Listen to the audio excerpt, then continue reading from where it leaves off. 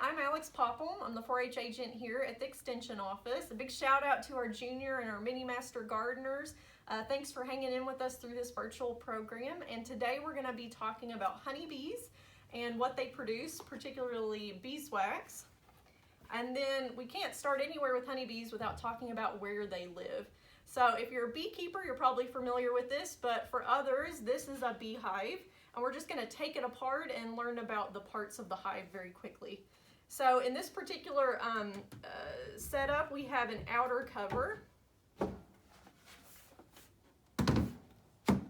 We have an inner cover with a handle. Then we have our actual hive body that has frames. This particular setup has 10 frames.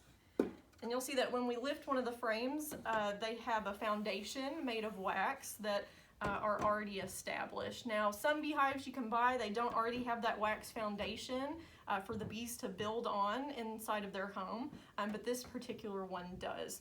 And if you look really closely at the foundation, you can see that there is a hexagon shape in each of those little rooms or those little cells that they'll build up and eventually fill it with either their baby, their larvae, or their food, such as honey.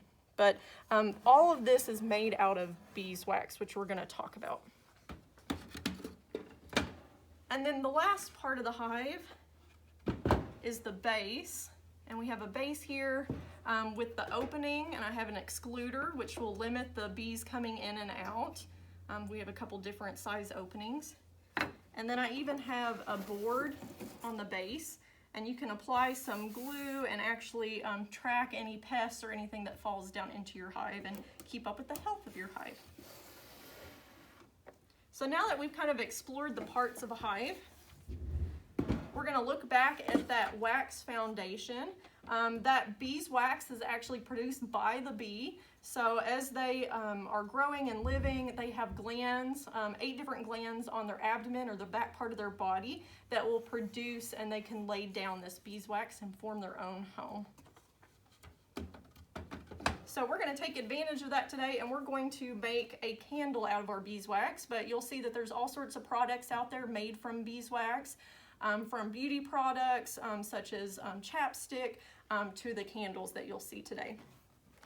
So inside of your Junior Mini Master Gardener bag, you should have received a beeswax sheet and some wick, which I'm going to cut. I want to roll my candle this way, so I need to measure my wick so that it's sticking out over the top of my candle.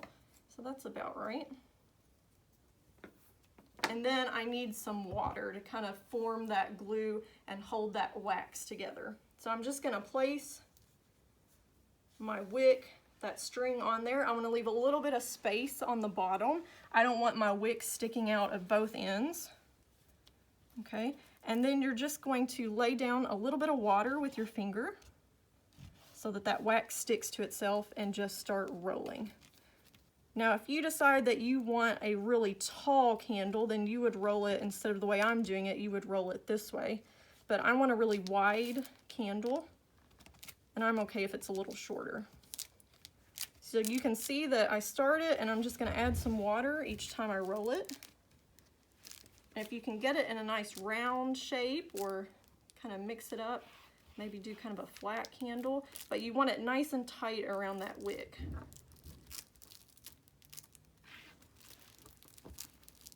You can see as you get going, it's going to kind of start sticking to itself. Just make sure you're kind of pushing and getting a nice tight seal.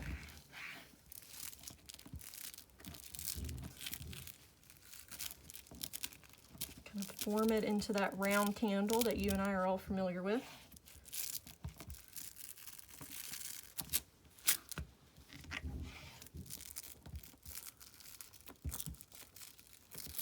That last little seal.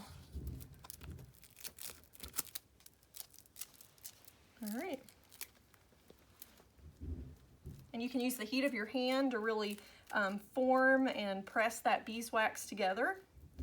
But you want as much of a nice tight seal around that wicking, so you can see that I can hold my candle by the wick. It's nice and strong. And then give it a little bit for that water to evaporate and everything to kind of seal together before you set it in your candle holder and light your wick. Now I cut my wick a little longer than I actually needed. That would be kind of dangerous if I left it too long. So I'm gonna go ahead and just trim it now that I'm finished making my candle. And I've left it long enough that I can light it and it's ready to burn. So try this out, post pictures below this video in the comments section, and show us how your beeswax candle turns out. And remember that this particular product comes straight from the glands of the honeybee. So thank you, honeybees. See you next time.